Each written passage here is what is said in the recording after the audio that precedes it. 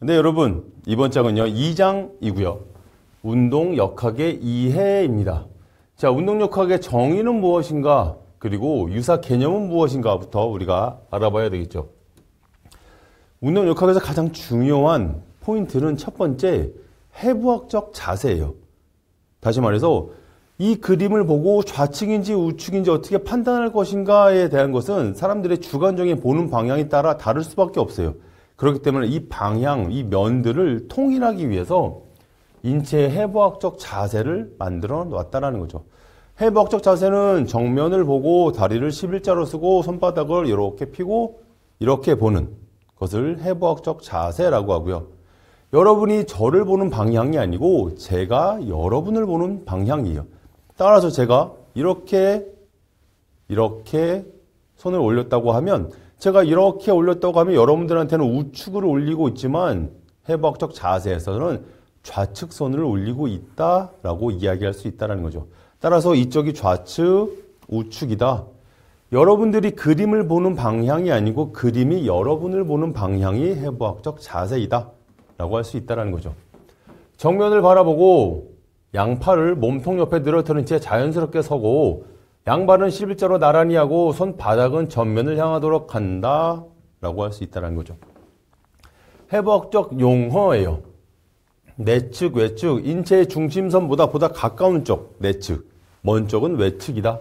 그리고 표층과 심층은 피부로 예를 들 수 있어요. 피부가 이렇게 있다면 표피와 진피와 피부층들이 이렇게 있겠죠. 인체 표면에 가까운 쪽, 표층, 그리고 심층, 피부 안쪽으로 들어오는 것이 바로 심층이다 라고 이야기할 수 있다는 거고요.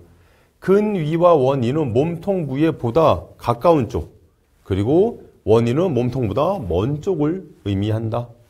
기점과 착점은 팔이 이렇게 있다고 칩시다. 팔이 이렇게 있으면 근육이 이렇게 이어져 있어요. 이렇게 건에 따라서 그렇죠. 요 근육들이 근육을 수축을 할 때 한 지점은 근육이 고정되어 있고 한 지점이 이렇게 수축을 하면서 줄어든다는 거예요. 따라서 기점은 근육의 수축 시 움직이지 않는 점, 고정된 점이라는 거고요. 착점은 근육의 수축 시 이렇게 당겨져 오는, 움직이는 쪽을 착점이다라고 한다.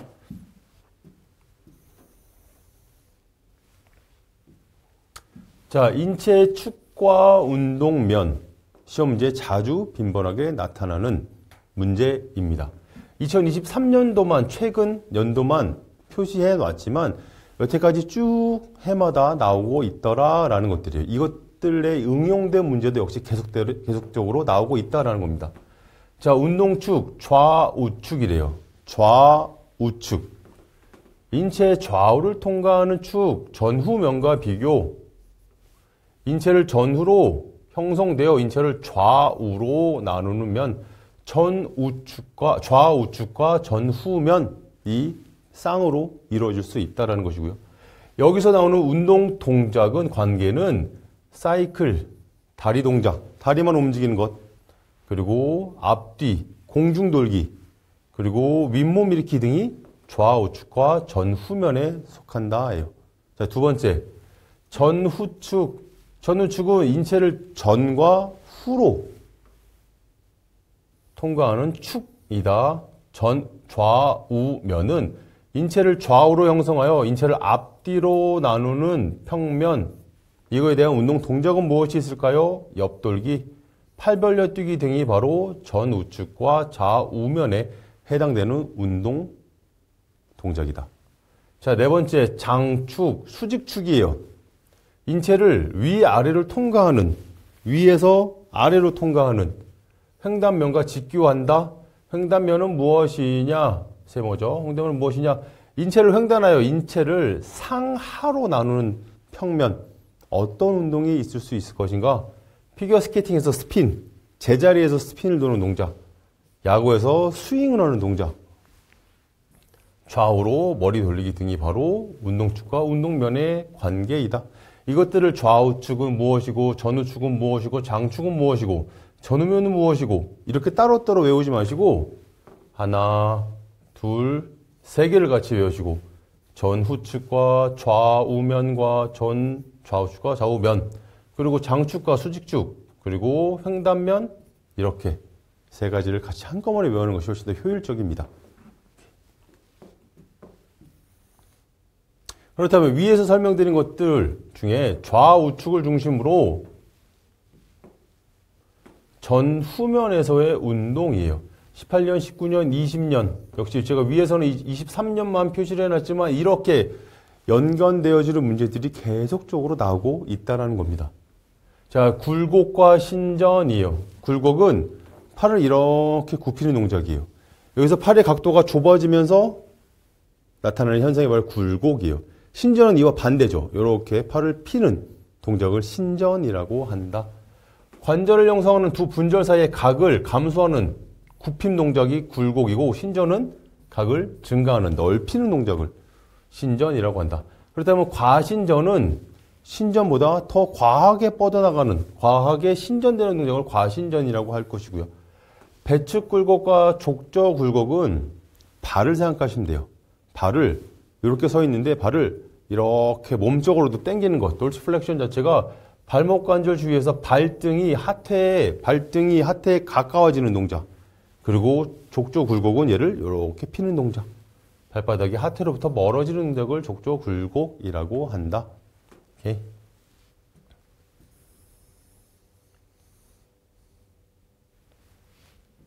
그렇다면 두 번째, 전후축을 중심으로 좌우면에서 일어나는 운동이에요. 자, 외전은 인체 중심선으로부터 분절이 멀어지는 동작, 내전은 가까워지는 동작, 그리고 내번은 발의 장축을, 발을 기준으로 해서 발바닥을 이렇게 내측으로 돌리는 동작. 그 다음 외번은 발을 이렇게 바깥으로 돌리는 동작. 이 외번이 돼요.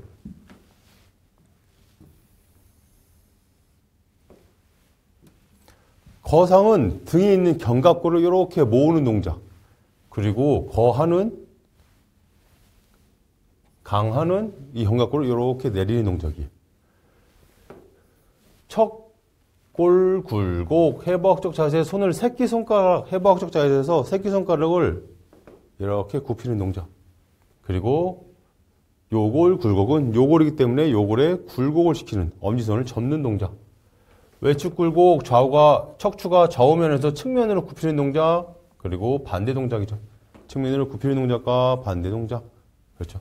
동작으로서 머리에 메모리를 넣길 바랍니다. 세 번째, 장축을 중심으로 횡단면에서의 운동이에요. 회전이 있을 수 있죠.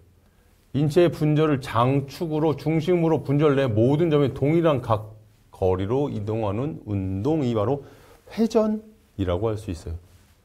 내측 회전 또는 내선, 외측 회전 또는 외선, 몸의 중심선으로 회전, 그리고 몸의 바깥쪽으로 회전하는 것. 그렇죠.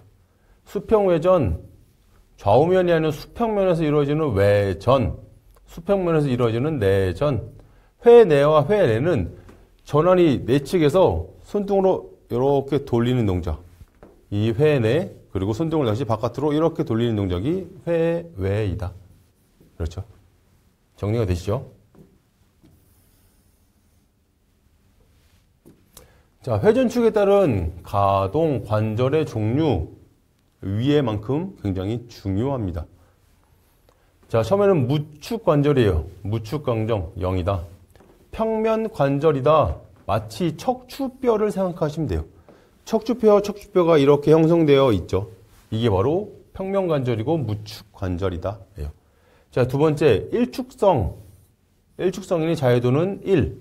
그렇죠. 경첩관절, 팔을 굽히는 동작. 팔꿈치, 무릎, 손가락 등 관절에서 이용하고 경첩처럼 볼록한 표면이 오목한 표면과 마주하는 구조. 자, 중세관절, 차축관절이고요. 역시 자유도는 1입니다. 세로축의 방향으로 형성된 오목한 뼈에 축이 돌기로 빠진 회전하는 구조. 이렇게 되는 것들이죠. 팔꿈치에서 아랫뼈를 회내 또는 회외 동작시키는 동작이다.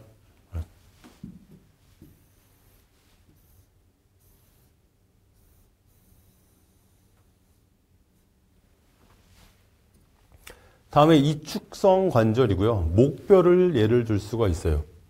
타원 관절, 과상 관절이라고 한다. 손목 관절을 말을 하기도 한다. 타원 관절에서 오목한 뼈면이 타원형의 볼록한 면과 만나는 형태이다. 자, 안짱 관절은 엄지손을 생각하시면 돼요. 엄지손가락. 이렇게 움직일 수 있는 엄지손가락. 안짱 관절이라고 표현을 하고요. 이렇게 생겼습니다. 그래서 이 엄지손에 표현 된다라는 것들. 손목뼈의 관절을 의미한다. 그리고 마지막으로 삼축성 관절, 자유도는 3이다. 절구 관절이다. 바로 어깨를 생각하시면 됩니다. 소켓. 이렇게 어깨에 상완이 이렇게 들어가 있다. 이렇게 돌아갈 수 있다. 라는 것들이죠. 공 모양의 뼈가 머리가 절구처럼 오목하게 들어가 있어서 오목하게 여기에 이렇게 들어가 있다. 뼈에 가까워진 구조이다. 라는 것들을 의미합니다. 자, 팁을 볼까요? 자유도란 무엇이에요, 선생님? 자유도란 관절에서 허용되는 독립적인 움직임의 방향의 수를 의미를 한다. 하나의 관절이 움직일 때 몇 개의 운동면에서 관절 운동이 일어나는가에 따라서 자유도가 1이냐, 0이냐, 2냐, 3이냐 나눌 수 있다.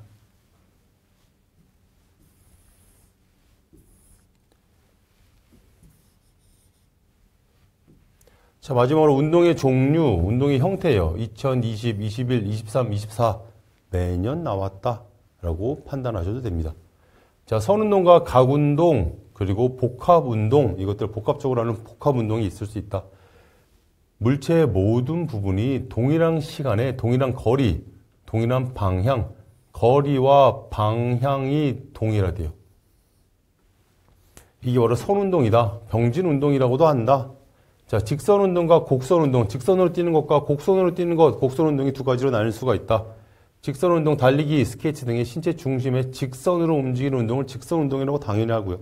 곡선은 이렇게 가는 것들을 곡선운동이라고 하죠. 다이빙, 멀리뛰기, 공중동작 등의 신체 중심에 곡선으로 움직이는 동작을 곡선운동이라고 한다. 그렇다면 각운동은 무엇인가? 회전운동이라고도 이야기한다. 이것은 동일한 거리와 동일한 방향으로 움직이는 운동, 한 방향으로 움직이는 것이 아니고 회전을 한다예요. 인체의 축을 중심으로 모든 물체의 대부분이 일정한 시간 동안 같은 방향으로 움직이는 동작이다. 내축, 회축에 따른 회전이 있을 수 있다라는 거죠. 하나의 축을 중심으로 내축으로 되냐, 회축으로 되냐예요. 던지기의 팔동작, 축구의 킥, 이것들이 내축으로 움직이는 것들. 그렇다면 회축은 뜀틀이나 철봉 등을 회축으로 움직이는 동작을 각운동이고 회전운동이라고 이야기한다. 그리고 이거 두 가지가 섞인 것이 바로 이 복합운동이라고 한다. 선운동, 병진운동과 각운동, 회전운동이 동시에 일어나는 운동, 사실상 모든 스포츠에서 일어날 수 있는 동작이다 라고 생각하시면 됩니다. 걷기나 달리기를 할 때 다리는 회전운동을 하지만 몸 전체는 병진운동을 한다가 예를 들 수가 있겠죠. 모든 스포츠 상황에서 일어날 수 있는 것들이 바로 이 복합운동인데 이것들을 굳이 나누다 보면 선운동과 각운동으로 나눌 수가 있다라는 것들을 명심하시길 바라겠습니다. 자, 이번 장은 여기까지 하겠습니다. 수고 많으셨습니다.